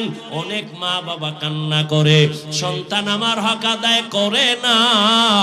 আমি বলি আব্বা জান আম্মা জান, সন্তানের হক আদায় করছেননি, ঈমান আমল নিজে আনছেন, সন্তানের দাওয়াত দিছেননি। ও স্বামী ঈমান আমল আনছেননি আর স্ত্রীকে দাওয়াত দিছেননি। কয় দেওয়ার রাস্তাই তো নাই, বিয়া করছি ডানা কাটা ভরি। এইরকম এক ভেজাল লাগিয়ে গেছে। বাঘের বাচ্চা যারে শয়তান ভয় পায়, 27 বছরের যুবক ওমরের আদালত। বাবাই গিয়া দাঁড়ায় বলে, আমার সন্তান আমার হক আদায় করে না। ওমর তো ওমর, কথার আগে তরবারি রেডি। তুমি ছেলের বিরুদ্ধে বিচার দিলা, ছেলে কই? কয় বাড়ি। কেন? আমি বাদী আর বিবাদী দোনোজন লাগবো, ডাকাও। ছেলেরে ডাকাইছে, তুই বাবার হক আদায় করো না কেন? ও কাঁপতেছে আর কয়, খলিফাতুল মুসলিমিন বেয়াদবি মাফ করবেন, আমার কি কথা বলার অনুমতি আছে? কয় আছে, বলো। বলে আমার হক আব্বার উপরে, আমার মা বাবার পক্ষ থেকে কি আমার উপরে কোনো হক আছে? বলে আছে। জানতে পারি? বলে পারো। ওমর বলে 1 নাম্বার হক বলবো। এরে আব্বা জান আম্মা জান, 1 নাম্বার আপনার হক, ভালো মা একজন ঘরে আনবেন। কি মা? ভালো মা কই পাবেন? বলে পার্কের গোড়ায়। হ্যাঁ, শহরে বাজারে দেখো নারীদের ঢল, পর্দাবিহীন তারা করে ঝলমল, অন্যকে তার দিকে আশিক বানায়, অন্যকে তার দিকে আশিক বানায়। দেশটায় আজি ধ্বংস নারীর বেপরদায়, সবার মুখে একই আওয়াজ, হায় হায় হায়। এরে আল্লাহর বান্দা ভালো করে বুঝো। ওমরে ফারুক বলেন 1 নাম্বার হক, ভালো মা ঘরে আনবে। ছেলে ডাক দিয়ে কয়, খলিফাতুল মুসলিমিন আমার আব্বাই হক আদায় করে নাই, ভালো মা ঘরে আনে নাই, ডানা কাটা ভরি নিয়ে আসছে। ডানা কাটা ভরির মানে কি? ও ঘরে আইয়া শুধু ডানা কাটবে।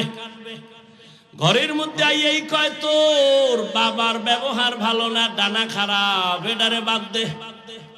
কিছুদিন পরে কয়, তোর মায়ের ডানাও ভালো না, বাদ দে। কয় করুমু কি? কয় শহরে ফ্ল্যাট ল। ফ্ল্যাট লইয়া শ্বশুর শাশুড়ি বাদ লইয়া গেছে ফ্ল্যাটে। এবার ছেলে একদিকে, বউ আর একদিকে দৌড়ায়। কিছুদিন খাইয়া এবার বউ কয়, তোর ডানাও খারাপ, তোর কল্লা আর ডানা কাইটা আমি হিজরত করা শুরু করলাম। ঠিক নি?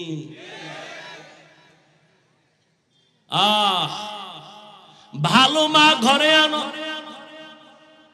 ভালো মা কেমন একটু বলি? ধৈর্য হবে তো? ছোট ভাই বিয়া করে ফেলেছে, বড় ভাই এখনো বিয়া করে নাই। ছোট ভাই একদিন ডাক দিয়া কয়, ও মিয়া ভাই আপনি বিবাহ করেন না কেন? কয় মাইয়া ভাই না। দেশে কি মাইয়ার অভাব? কয় যেমন মাইয়া চাই তেমন পাই না। খুব যুবকেরা শুনিস, তোকে কপালে বিয়া নাই।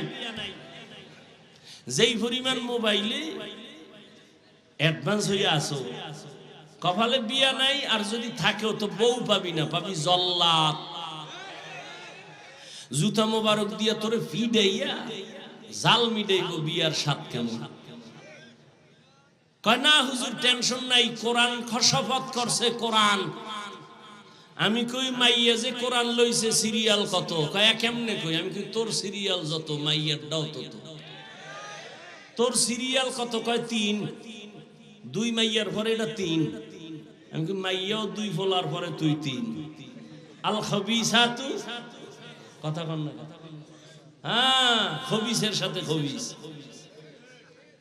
তেঁতুল গাছ লাগায় যদি কয় আল্লাহ 2টা আম দিও হবে কোনদিন না এক বেচারা দেহে আদরের ভোলা লইয়া কিছু মা খায় বাবা খায় আমি যদি একটা পাইতাম এক হুজুরের দ্বারে গেছে হুজুর অমুকে দেখি ছেলে লইয়া খুব আদর করে আমারও মন চায় একটু যদি দোয়া করতে যা 1 বছর লাগবো ঠিক আছে 1 বছর অপেক্ষা করছে কি ছেলেও নাই মাইয়াও নাই মাথা গরম হয়ে গেছে আবার দৌড় হুজুর কি দোয়া করলেন ছেলে তো ভাই না মাইয়াও ভাই আপনাকে দোয়ায় বোধহয় অ্যাকশন নাই পরের বাড়ি খান তো হুজুর বলে আমাকে দোয়া ঠিক আছে তুমি বিয়া করছো কয় না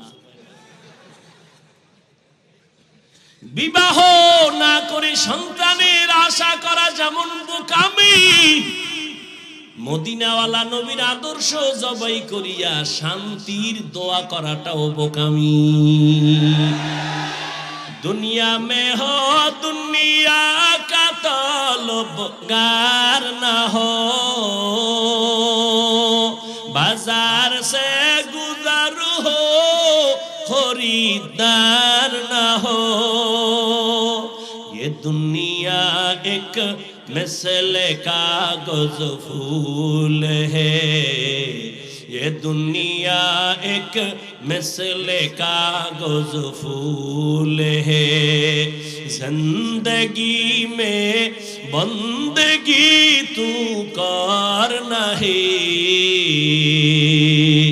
जिंदगी में बंदगी तू कर नहीं जिंदगी में बंदगी शर्मिंदा है जिंदगी में बंदगी शर्मिंदा है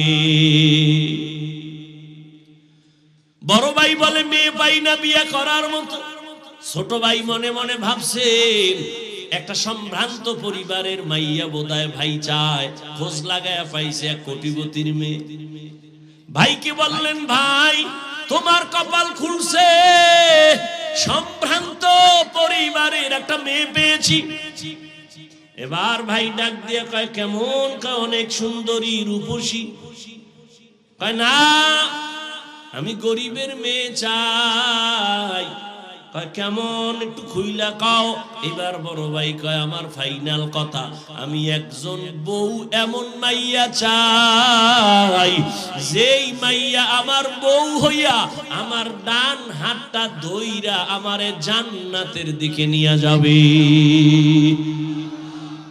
ছোট ভাই কয় মাপসাই তোর কপালে বিয়া নাই বড় ভাই কয় শোন আমার মাওলায় যদি কবুল করে সময় বেশি লাগবে না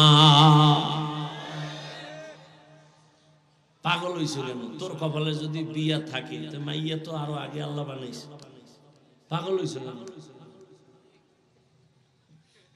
পাগল হয়ে গেছে মায় কয় তোরে কোটিপতির সুন্দরী এনে দেবো কারণ আমার ফেতনি বালা আমার কোটিপতি লাগতো না এরপর কি করছে ওটারে পাওয়ার জন্য আরেকজনের জবাই করছে জবাই করে পরিণাম ফল কি হইল মাইয়াও জেলে এই ফলাও জেলে শেষ ফল ফাঁসি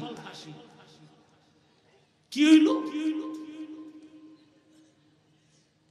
এখন কি দুনিয়া সেই অ্যানালগ আছে নাকি 5 বছর আগে অন্যায় করেছে একটা মাইয়ার সাথে প্রেম করে মাইয়াটারে কোনো এক স্বার্থে বইরা মেরে ফেলছে জামালপুর বিশাল একটা অন্ধকার রাতে ধান খেতে কেউ নাই 5 বছর পরে আসামি ধরা আদালতে হাজির এই তোর কথা আছে কোনো ডাক দিয়ে কয় জাস্টিসকে স্যার আমার নিশ্চিত ফাঁসি হবে জানি কিন্তু আমার প্রশ্ন 5 বছর আগে অপরাধ করেছি কেউ জানেনি আপনি জানলেন কেন কই মনে করছে আমি মাস্তানি করলে আমার দল বাঁচাবে নেতা বাঁচাবে অন্যায়ের একটা সীমা আছে সীমা লঙ্ঘন হলে তোমার আপনটাও দুশমন হয়ে যায় আর সার নেই। ফয়সালা আসমান থেকে যদি এসেই যায়, জমিনওয়ালারা ব্যর্থ, শেষ। আল্লাহ হেদায়েত দান করুন। বড় ভাই বলল, যদি আল্লাহ কবুল করেন সময় লাগবে না। এই বইলা বড় ভাই ধৈর্য ধারণ করেছে, আর নামাজ পড়ে আল্লাহর কাছে দোয়া করেন, ও আল্লাহ, তুমি আমার জীবনের ফুলের বাগান সাজাবার জন্য একটা নেককারিনী মেয়ে আমারে দিয়া দাও। দোয়া চলতেছে, অন্যদিকে খবর আসছে পাশের এক এলাকায় এক বুজুর্গ আল্লাহওয়ালা আছেন, মানুষ তার থেকে দোয়া নেয়। দৌড়ায় গেল, ফজরের নামাজ পড়লো, সালাম দিয়া বলেন, হযরত, আমি আপনার একটু নেক দোয়া নিতে আসছি, দোয়া করেন। ও বাবা, বিয়া করছুনি? কয় না। কেন করো না? তোমার ভাই কয়জন? এইজন। কয় ছোট ভাই কি করে? কয় বিবাহ করে সন্তান হয়েছে। তুমি কেন করো না? বড় ভাই দুই ফোঁটা চোখের পানি ছেড়ে কয়, হুজুর, আমি এমন একটা মেয়েকে বিয়া করতে চাই, যেই মেয়েটা আমার এই হাত ধইরা জান্নাতের দিকে নিয়ে যাবে। হবে কিনা জানি না, তবে আমার মাওলার কাছে দোয়া ফেরত যাবে না, চোখের পানি ফেরত যাবে না। হঠাৎ মসজিদের মধ্যে হুজুরে বসে বসে এই ভাইয়ের সাথে কথা বলে, জানালার বাইরে থেকে একটা আওয়াজ আসতেছে, কচি কণ্ঠে একটা কন্যা সালাম দিছে, আসসালামু আলাইকুম, হযরত কেমন আছেন? আমি এই এলাকার এক গরিবের কন্যা সন্তান, আপনার একটু দোয়া নেওয়ার জন্য আসছি। অনেকে দোয়া চায়, আমিও দোয়া চাই। কি দোয়া চাও মা? বয়স কত? এত। কয় তোমার বিবাহ হয়েছে কিনা? কয় না। কেন তোমার বিয়া হয় না? বয়সের সীমানা তো পারায় যাচ্ছে। মেয়েটা ডাক দিয়ে কয়, হুজুর, আমি আমার আল্লাহর কাছে দোয়া করতেছি, এমন একজন স্বামী আল্লাহ যেন আমারে দেয়, আমার হাত ধইরা যেন জান্নাতে নিয়ে যায়। তোমার আমার কাছে অভাব, আমার মালিকের কাছে কোনোটার অভাব নাই। হুজুর কয়, রে যুবক, মাওলায় বুঝি তোর চোখের পানি কবুল করে ফেলছি, বিয়া করবিনি? বলে, হুজুর, আপনার দোয়া থাকলে আগাবো। হুজুর মধ্যে থাইকা এই মেয়ে ছেলের সাথে বিয়া করায় দিছে।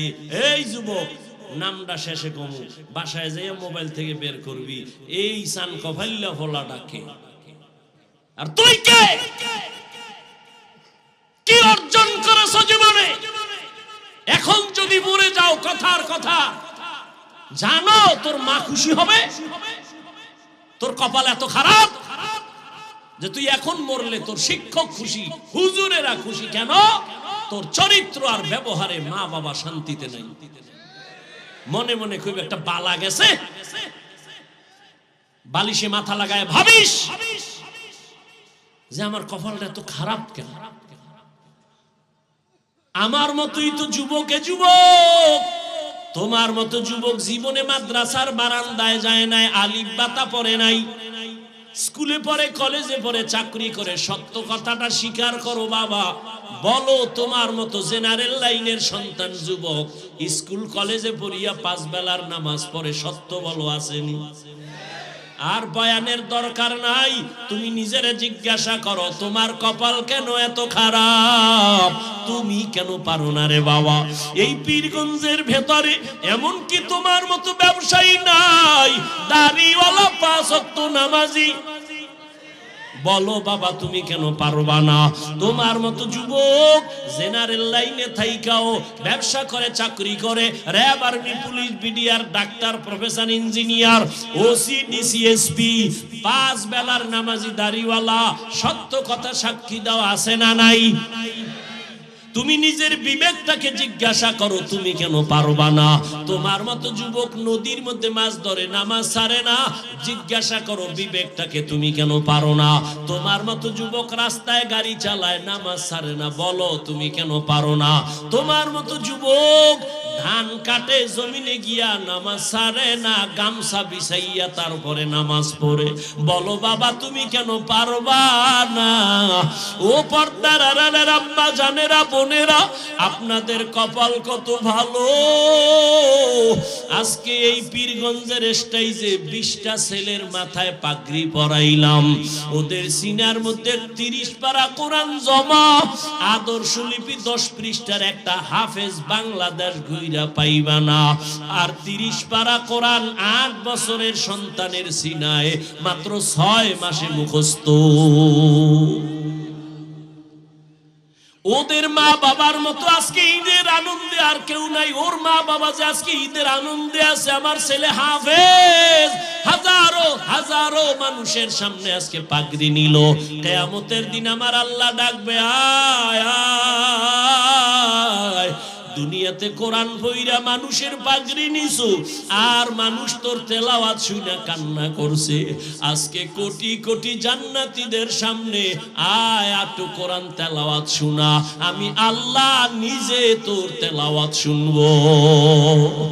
আর তোর মা বাবার একটু ডাক, তোর মা বাবাই কত কষ্ট করিয়া খাইয়া না খাইয়া তোরে লেখাপড়া শিখাইছে। ওরে তোর মা কত রাত্র ঘুমাইতে পারে নাই, তোর মা কতবার খানা খায় নাই। ঘরে মেহমান ভরা, মা নিজে গোস্ত পাকাইয়া মেহমানের খাওয়ায়, মা এক টুকরা গোস্ত খায় না। কেন আমার ছেলেটা মাদ্রাসায় পড়ে, না জানি কি খায় না খায়, ওই চিন্তা কইরা মা এক টুকরা গোস্ত মুখের মধ্যে দেয় না। আর মোনাজাতে কাঁদে আর বলে, ও মালিক, আমার ছেলেটারে তুমি আলেম বানাইও, কোরআনে হাফেজ বানাইও। কিয়ামতের ময়দানে আমার ছেলের দ্বারা যেন আমার জান্নাত রাজা রাস্তা ক্লিয়ার হয়। ও মা বোনেরা, আপনারা কি পারেন না একটা ভালো ছেলের মা হইয়া কবরে যাবেন? ওরে আপনারা তো নবীদের মায়ের মতো দামি মা, আপনারা তো সাহাবায়ে কেরামদের মায়ের মতো দামি মা।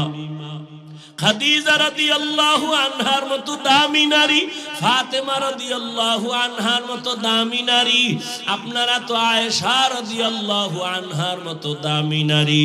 ও পর্দার আড়ালের আম্মা জানেরা, আপনারা তো ইসমাঈল নবীর মা হাজেরা আলাইহিস সালামের মতো দামি নারী, আপনারা তো ঈসা নবীর মা মারিয়াম আলাইহিস সালামের মতো বড় দামি নারী। এই দুনিয়ায় বড় আল্লাহর দুশমন ফেরাউন আল্লাহর সাথে বেয়াদবি আর চ্যালেঞ্জ কইরা নিজেরে খোদা দাবি করলো। জানা থাকলে একটু বলেন আপনারা, সেই বেঈমানের ঘরে তার স্ত্রীকে? ও পর্দার আড়ালের আম্মা জান, ওই বেঈমানের ঘরে আসিয়া কেমন স্ত্রী, আল্লাহর এমন আশিকা, এমন জাকেরা, এমন শাকেরা। রহমতের নবী বলেন, কিয়ামতের দিন জান্নাতে আসিয়ার সাথে আমার বিয়া হয়ে যাবে। ও পীরগঞ্জের মা, আপনার স্বামী তো ফেরাউনের মতো খারাপ না, আপনার স্বামী তো আলেমের মোহাব্বত করে। আপনি যদি নামাজ পড়িয়া স্বামীর জন্য দোয়া করতেন, ও আল্লাহ, আমার স্বামী দিন নাই রাত নাই কত কষ্ট করে কামাই করে, একটা স্বামীও নিজের জন্য কষ্ট করে না। সব স্বামীরা সন্তানের মুখে, স্ত্রীর মুখে হাসি ফুটাবার জন্য গাধার মতো কষ্ট করে। ও মা, আপনি যদি নামাজ পড়িয়া দোয়া করতেন, আল্লাহ আমার স্বামীর কামাই রুজিতে বরকত বাড়াও, আমার স্বামীর হায়াতে বরকত দাও, ও আল্লাহ সুস্থ রাখো। আর ঘরে আসার পরে যদি হাসি মুখে বুঝাইতেন, ও স্বামী আমিও নামাজ পড়ি, তুমিও নামাজটা ধইরা ফালাও। আর জীবনে আমার একটা আবদার, একটা দাবি, আমি আমার মা বাবার মায়া আর আদর চাইরা তোমার ঘরে আসছি রে স্বামী। তোমার কাছে আমার জীবনের একটা দাবি, জীবনে কোনোদিন অবৈধ আর হারাম টাকা ঘরে ঢুকাইবা না। হারাম টাকার অবৈধ টাকা খাইয়া আমাদের রক্ত নাপাক করব না, আমাদের সন্তানদের রক্ত নাপাক করব না। এরে আম্মা জান, স্বামীটাকে যদি বুঝাইতেন, আপনার স্বামী জীবনেও অবৈধ হারাম টাকা ঘরে নিত না, 5 ওয়াক্ত নামাজ পড়তো। ও আম্মা জানেরা, আপনার মতো কত মা এখনো খুঁজলে পাবেন, নামাজ ছাড়ে না, বেপরদায় চলে না, মোবাইলে চরিত্র বিক্রি করে না, স্বামীর মাল হেফাজত করে। আপনারা কেন পারবেন না? এখনো কি তওবা করবেন না রে মা? কয়দিন আর দুনিয়াতে বাহাদুরি করবেন? সময় আছে, তওবা করে নেন। আপনার সন্তানটারে ডাক্তার বানাইয়েন, আপনার সন্তানটাকে ইঞ্জিনিয়ার বানাবেন, ধন্যবাদ, দোয়া করি। আপনার সন্তানকে প্রফেসর বানাবেন, আলহামদুলিল্লাহ। তবে আমার দাবি, আপনার সন্তানটারে বেয়াদব বানাইবেন না। আপনার সন্তান কোনোদিন যেন মা বাবার সাথে বেয়াদবি না করে, কোনোদিন শিক্ষকের সাথে যেন বেয়াদবি আচরণ না করে। আপনার সন্তান কোনোদিন যেন আলেমদের সাথে বেয়াদবি না করে। তাহলে ডাক্তার হলেও আপনার জীবন সফল, ইঞ্জিনিয়ার হলেও জীবন সফল। এরে আম্মা জান, সন্তানটারে যদি মাঝে মাঝে বুঝাইতেন, রে বাবা, আমি তোর মা, জীবনে তোরে নিয়ে কম কষ্ট করি নাই, আমার জীবনের তোর কাছে আমার আবদার, জীবনে মিথ্যা কথা বলবি না, কারো হক নষ্ট করবি না, কারো সাথে খারাপ ব্যবহার করিয়া বরদোয়া নিবি না। যদি সন্তানের বুঝাইতেন, ডাক্তার হইয়া ও সন্তান অনেক দামি হয়ে যাইত। ওই আল্লাহর ওলি এই যুবক আর যুবতীর সাথে বিবাহ করায় দিল। এবার মনের মতো বউ পাইছে ভাই, আবার মহিলাটাও মনের মতো একজন স্বামী পাইল। আজান হলেই তো পাগল হয়ে যায় দুজন, দুনিয়ার সব কাজ বাদ, নামাজে দাঁড়াও। আবার নামাজের পরে আমল তেলাওয়াত, এভাবে আমল শুরু করলো। ফজরের সময় স্বামী যদি আগে উঠে, স্ত্রীকে ডাক দেয়, উঠো নামাজ আদায় করো। আবার স্ত্রী যদি আগে উঠে, স্বামীকে ডাক দেয়, উঠো নামাজ পড়ো। নামাজ পড়া দুজনার একটা চাওয়া আল্লাহর কাছে। স্ত্রীও কাঁদে আর কয়, স্বামীও একই দোয়া করে, আল্লাহ মনের মতো স্বামী পাইছি, স্ত্রীও পাইলাম, দুইজনে এখন বাগান সাজাবো। পাহারা দেওয়ার জন্য বাগানটাকে নেককার একটা ছেলে দান করো। দুইজনার দোয়া কবুল হতে চলছে, এক হাতে তালি বাজে না, বিনা বাতাসে পানি নড়ে না। ঠিক স্বামী আর স্ত্রীর মন যদি এক না হয়, ওই বাগানে কোনোদিন ফুল ফোটে না। স্ত্রীর মনও এক, স্বামীর মনটাও এক, দুইজনে কান্না করে দোয়া করতেছেন, হে মালিক নেককার সন্তান দিও। আল্লাহ এমন একটা সন্তান তাদের দান করলেন। এই সন্তান দুনিয়াতে আসা মাত্র ডান কানে আজানের আওয়াজ, বাম কানে ইকামতের আওয়াজ। 7 দিনের দিন চুল ফালায় একটা সুন্দর নাম রাখছে। নাম রাখার পরে এবার সন্তানটারে আদব শিক্ষা দিতেছে। আদব শিক্ষা দিয়া এমন একটা আদর্শের সন্তান মা বাবাই উপহার দিয়া গেল। ইতিহাসের পৃষ্ঠা যদি খুলো বাবারা, নামটা দেখবা স্বর্ণাক্ষরে লেখা। গুগলে সার্চ দিয়া বাসায় গিয়া বাইর কইরো, ওই দুইজনার মিলন মেলার বাগানের ফুটন্ত গোলাপ এমন এক সন্তান বীর যোদ্ধা হইয়া ঈমানের পাওয়ার নিয়া বাইতুল মুকদ্দাসে গেলেন।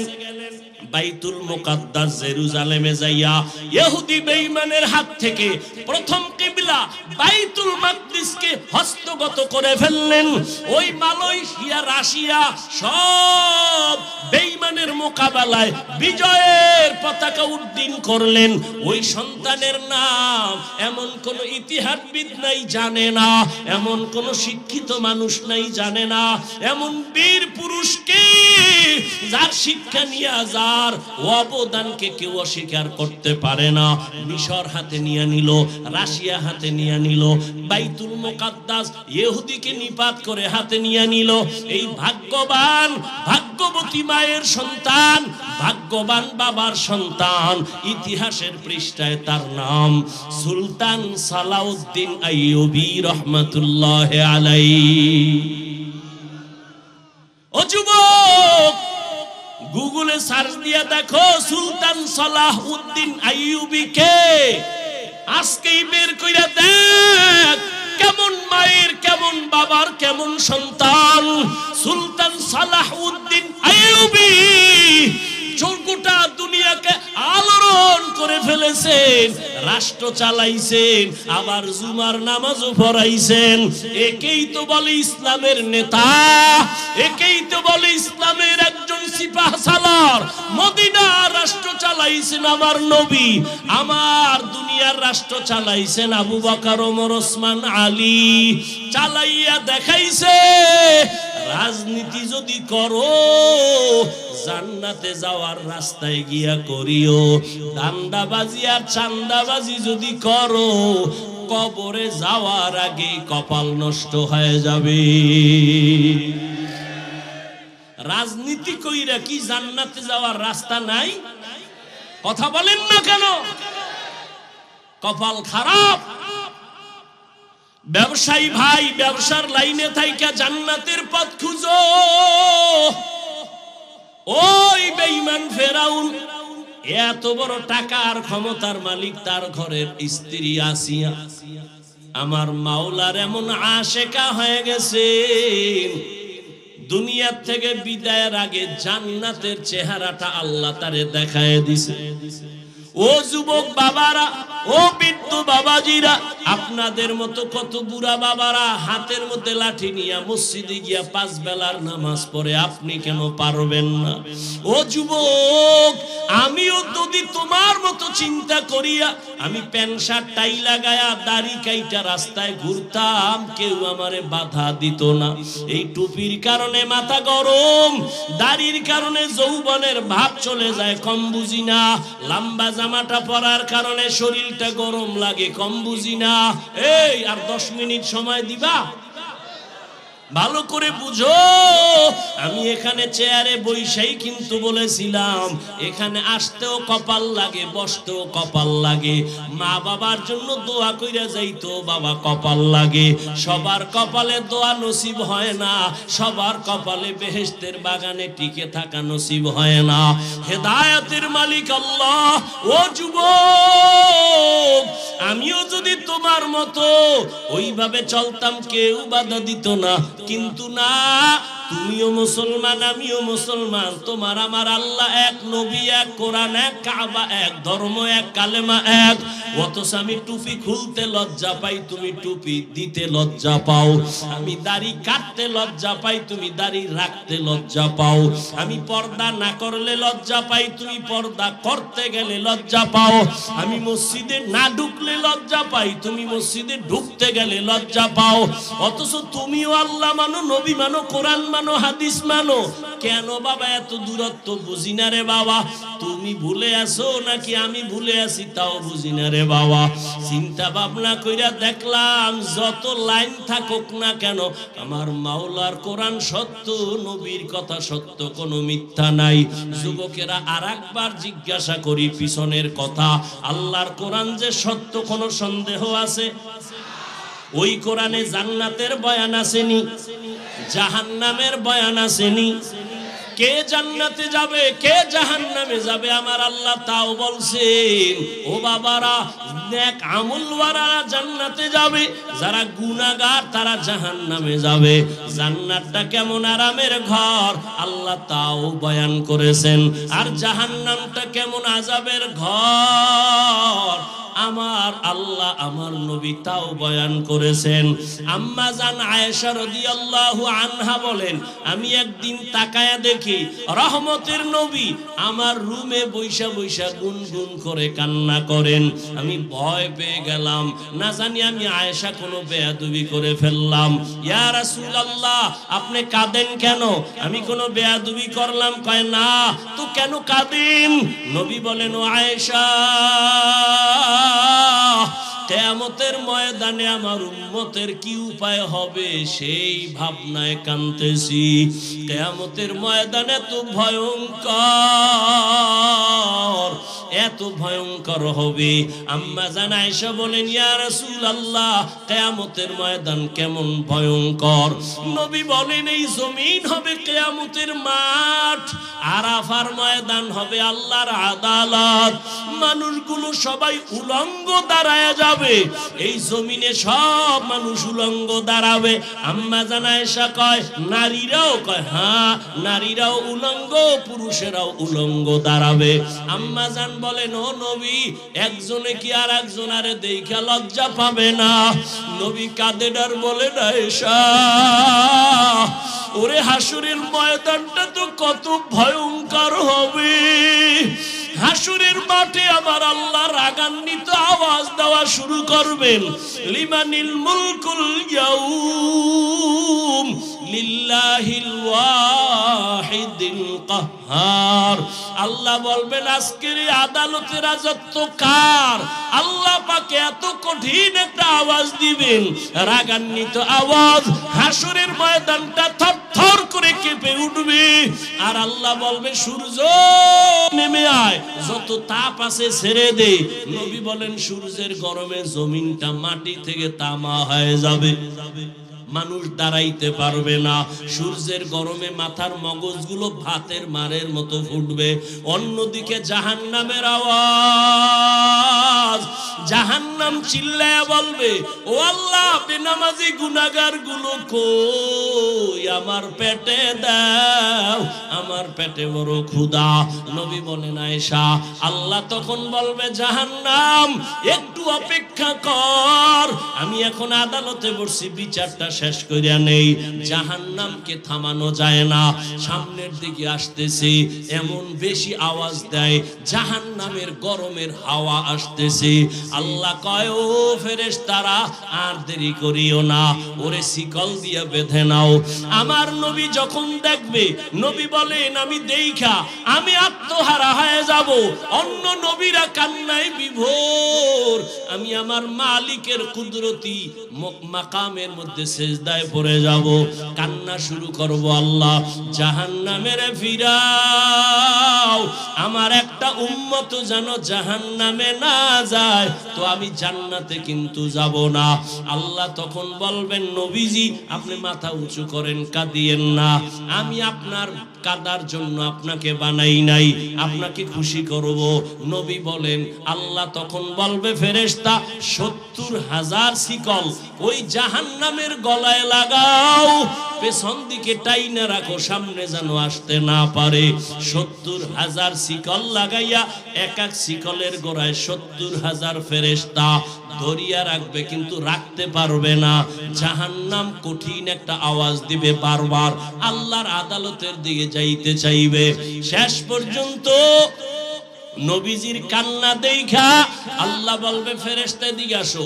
আল্লাহ নিজের কুদরতি হাতে একটু পানি দিয়া বলবে, জাহান্নামের গায়ে ছিটাইয়া দাও। জাহান্নামের গায়ে পানিটা ছিটাইয়া দেওয়া মাত্র জাহান্নাম দ্রুত গতিতে পেছনে ভাগতে শুরু করবে। ফেরেশতারা বলবেন, আল্লাহ যেই জাহান্নামকে শিকল লাগাইয়া ধরে রাখতে পারি না, এমন কি বরকতের একটু পানি দিলা, জাহান্নাম এখন পিছনে দৌড়ায়। এই পানি কি বরকতের জমজমের পানি, না আবে হায়াতের পানি, না কাউসারের পানি, নাকি দুনিয়ার কোন পাহাড়ের পানি, না সমুদ্রের পানি? আল্লাহ বলবেন, ফেরেশতা এই পানিটা জমজমের পানিও না, কাউসারের পানিও না, আবে হায়াতের পানিও না, দুনিয়ার কোন নদীর পানি না। এই পানি আমার মায়ার নবীর গুনাহগার উম্মতের চোখের পানি। দুনিয়াতে আমার মায়ার নবীর উম্মতেরা গুনার কথা স্মরণ করে কান্না করেছে। কত আল্লাহর বান্দারা রাতের বেলা ঘুমায় না, কাঁদে, যায় নামাজ বিছাইয়া আর বলে, আল্লাহ জীবনে তো কম নামাজ ছাড়লাম না, কম দাড়ি কাটলাম না, বেপরদায় কম চললাম না। ও আল্লাহ, দুনিয়াতে সূর্যের গরম সহ্য করতে পারি না, কবরে গেলে জাহান্নামের গরম কেমনে সহ্য করব? একটা মশার কামড় সইতে পারি না, কবরে কেমনে আযাব সহ্য করব, দুনিয়ার গরম বড় কঠিন, জাহান্নামের গরম কেমনে সহ্য করব। আল্লাহর বান্দা কান্না করেছে, ওই চোখের পানি আমি তো ওয়াদা দিছি আমার নবীর মাধ্যমে যারা জাহান্নামের আযাবের ভয় এক ফোঁটা চোখের পানি ফেলে কান্না করবে, আল্লাহ নবীর মাধ্যমে ওয়াদা করেছেন জাহান্নামের আগুন তার জন্য হারাম করে দিবেন। ও আল্লাহর বান্দারা, ও বাবাজিরা, ও মা বোনেরা, ও বৃদ্ধ বাবাজি, যুবক বাবারা, এত গুনাহ করার পরেও দেখো আজকে চোখে তোমার আমার পানি নাই, অথচ জান্নাতের টিকিট পাইয়া আবু বকরের চোখে কান্না, ওমরের কান্না, উসমানের কান্নার আওয়াজ, তোমার আমার সেই হিসেবে তো গলায় রশি লাগায় কান্না উচিত, অথচ চোখে পানি নাই। মনে কইরো না তোমার কপাল ভালো, বরং গুনার কারণে আল্লাহ বেজার, পাথরের থেকেও তোমার আমার দিলটা শক্ত হয়ে গেছে, চোখে পানি আসে না। ওরে চোখের পানি ছাড়া জাহান্নামের আগুন নিভানো যাবে না। এখনো যদি মনে চায়, আল্লাহর নবী বলেন জাহান্নামের ভয় নিয়ে 2 ফোঁটা চোখের পানি সারিয়া কান্না করিও। এই ময়দানে কত আল্লাহর গোলাম আছো, আজকে তুমি এতিম, মা নাই বাবাও নাই, এতিমের মতো। ওই মা বাবার দাপট না জীবনে কত দেখাইলা, একদিন মা চইলা গেছে, বাবাও গেল, তুমিও একদিন চলে যেতে হবে। ওই মা বাবার পাইবা না, ওই মা বাবা এখান থেকে অনেকে আবার বাসায় যাইয়া মা বলে ডাকবে, বাবা বলে ডাকবে, মা বাবা দরজা খুলবে, যার মা নাই তার কলিজাটা ছিঁড়িয়া যাবে। ও আল্লাহর বান্দারা, ওই মা বাবার চোখের পানি আর দোয়া ছাড়া এই চেয়ারে বসতে পারি নাই, ওই মা বাবার চোখের পানি দোয়া ছাড়া তুমিও টাকার মালিক হইতে পারো নাই, বাড়ি গাড়ির মালিক হইতে পারো নাই, সম্মানের চেয়ার পাও নাই। ওই মা বাবার জন্য 2 ফোঁটা চোখের পানি ছাড়িয়া কি দোয়া করতে পারবা না? যেই মা বাবা তোমার আমার জন্য এত চোখের পানি ফেললেন, এখনো 2 ফোঁটা চোখের পানি ছেড়ে তওবা করো। জীবনে তো গুনাহ কম করো নাই, কেউ জানে না, আমার আল্লাহ জানেন। মা বাবায় যদি আমার তোমার গুনার খবর জানতেন, লজ্জায় আমাদের কাছে আসতেন না, ঘর থেকে তাড়ায় দিতেন। আল্লাহ কত দয়া করেছেন, তওবার আহ্বান করতেছেন, জীবনের গুনাহ থেকে ক্ষমা চাও, আল্লাহর কাছে তওবা করো। বাবা মরিয়া গেলে যাব, হায়াতের মালিক, রিজিকের মালিক, ইজ্জতের মালিক আমার আল্লাহ। আর নামাজ ছাড়বা না, দাড়ি কাটবা না, বেপরদায় চলবা না, মা বাবার সাথে বেয়াদবি করে বরদোয়া নিবা না, ওলামায়ে কেরাম শিক্ষক মুরব্বিদের সাথে বেয়াদবি করে বরদোয়া নিবা না। তওবা করার মতো যদি কারো অন্তর তৈরি হয়, মুনাফিকি যদি অন্তরে না থাকে, 2 হাত আমার আল্লাহকে দেখাইয়া দাও। আয় আল্লাহ।